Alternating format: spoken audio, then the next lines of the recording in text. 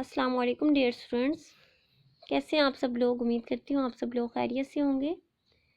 आज का हमारा लेक्चर है lecture number 1 BS physics 4 semester analytical chemistry का ये टॉपिक है, जिसका लेसन है स्टैटिस्टिकल डाटा। और टॉपिक जो हम आज पढ़ने वाले हैं वो है मीन, वेटेड मीन और ज्योमेट्रिक मीन। तो स्टूडेंट्स, सबसे पहले हम पढ़ते हैं कि मीन क्या चीज़ है। मीन को हम उर्दू में औसत कहते हैं और जिसको एवरेज भी कहा जाता है। तो इसकी डेफिनेशन पे आते हैं। इसकी डेफिनेशन है it is the sum of the values of all observations of any experiment divided by total number of observations. तो ये क्या है कि आपके पास ज़रूरी नहीं है कि आप ऑब्जर्वेशन ही लेंगे या एक्सपेरिमेंट का ही मीन लेंगे, आप किसी भी चीज़ का मीन ले सकते हैं।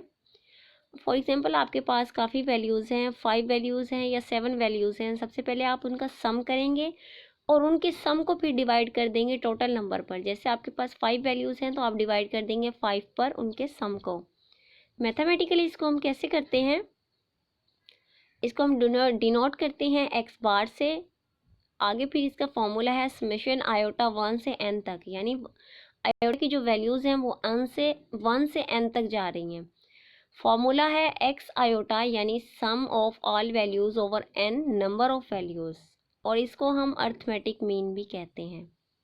ठीक है, आप एग्जांपल से इसको अच्छे से समझ सकते हैं। एग्जांपल है, आपके पास ऑब्जर्वेशंस हैं 9 या वैल्यूज़ हैं 9, 10, 11, 12, 13, 5, 4, 3, 7, 9। आपके पास ये वैल्यूज़ हैं, आपने इसका अर्थमेटिक मीन निकालना है या मीन निकालना है। सबसे पहले आप देखिए फॉर्मूला के मदद से हमने इनका सम कर लिया। 10 + 11 + 12 + 13, ये सारे हमने इनके क्या कर लिए, सम कर लिया। इसको अब डिवाइड कर दें नंबर ऑफ वैल्यूज़ पर। देखिए सम अलग चीज़ है, नंबर ऑफ वैल्यूज़ अलग चीज़ है। अब आप इनको गिने देखें, 10, 11, 12, 3, 4, 5, 6, 7, 8, 9। ये टोटल जो नंबर्स हैं, टोटल ऑब्जर्वेशंस हैं, टोटल वैल्यूज़ 9 हैं। तो आपने क्या कर दिया, पहले ऊपर इनका सम ले लिया और डिवाइड कर दिया इनके नंबर्स पर। 9 पर आपने इसको डिवाइड कर दिया तो आपका जो अर्थमेटिक मीन है, जो एवरेज है, जो मीन है, वो कितना आ गया, 8.22। तो स्टूडेंट्स ये आपके हो गया मीन। अब आ जाएंगे वेटेड अर्थमेटिक मीन क्या होता है। अर्थमेटिक मीन तो हम पढ़ चुके हैं, वेटेड अर्थमेटिक मीन क्या चीज़ होती है। सबसे पहले आप इसकी डेफिनेशन देखेंगे। It is the sum of the product of the observation and their weights divided sum of all assigned wait.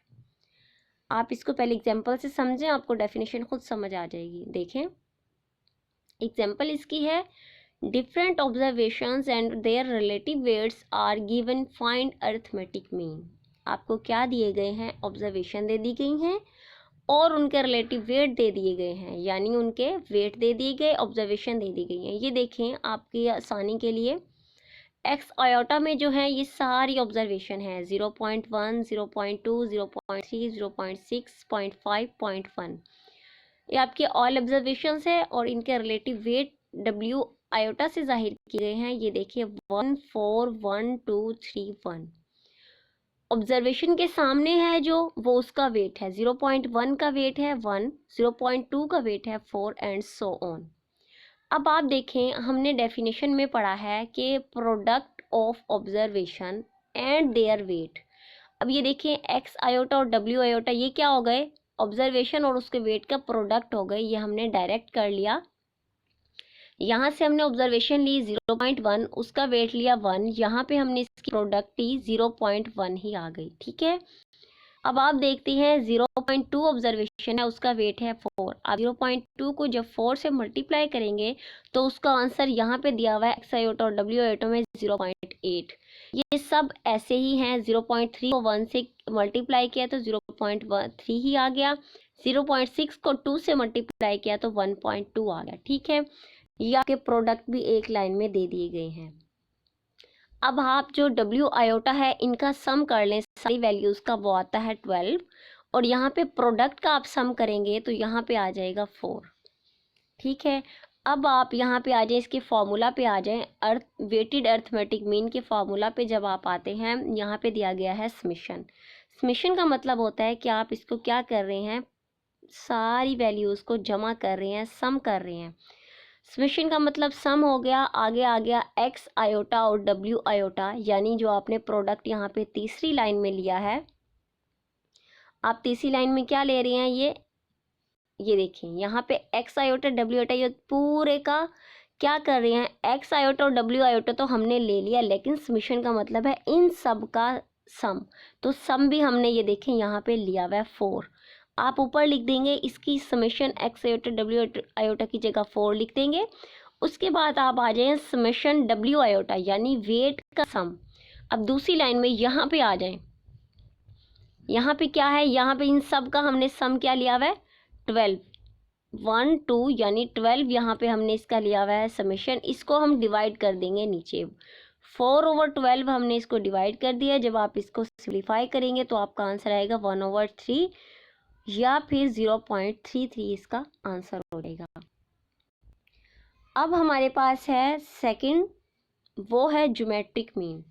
Geometric mean क्या होता है, इसकी डेफिनेशन देखें, the nth root of the product of n values is called geometric mean. Mathematically को कैसे represent करेंगे, x1 कोई एक आपके पास वैल्यू है, x2 कोई दूसरी है, फिर xn है, इन सब का प्रोडक्ट यानी इन सब की मल्टीप्लीकेशन और वैल्यूज हो जाएगी 1/n, यानी जितनी वैल्यूज हैं, यहाँ पे 3 वैल्यूज रिप्रेजेंट की गई हैं तो 1/3, जितनी वैल्यूज होंगी 1/n उतना ही आ जाएगा। अब एग्जाम्पल पे आ जाएं, find geometric mean from the following data. आपके पास डेटा क्या है 3 9 27, ये वैल्यूज इनके n सम या प्रोडक्ट तो अलग होगा, n कितना है, n इसके लिए है 3 9 27, ये 3 वैल्यूज हैं, n हो गया 3। ज्योमेट्रिक मीन निकालना चाहते हैं अब हम, ऊपर जैसे फॉर्मूले में दिया गया है कि सबका प्रोडक्ट है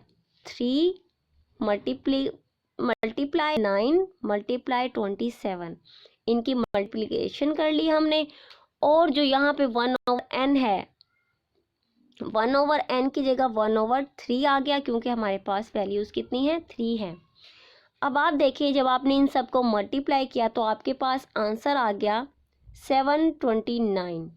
जब आपके पास 729 यहाँ पे आंसर आ गया है, इसको हमने सिंप्लीफाई किया, कैसे, हमने इसको n की पावर 3 कर दिया।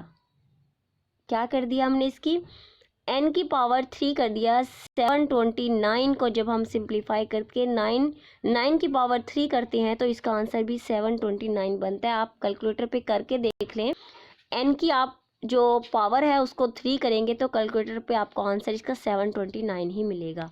हमने इसको सिंप्लीफाई करने के लिए 9 की पावर 3 कर दिया, 1/3 ऑलरेडी प्रेजेंट है हमारे पास, तो ये क्या हो जाएंगे, एक दूसरे से कैंसिल आउट हो जाएंगे, ऐसे 3 से कट जाएगा, आपके पास सिंपल आंसर बच जाएगा 9।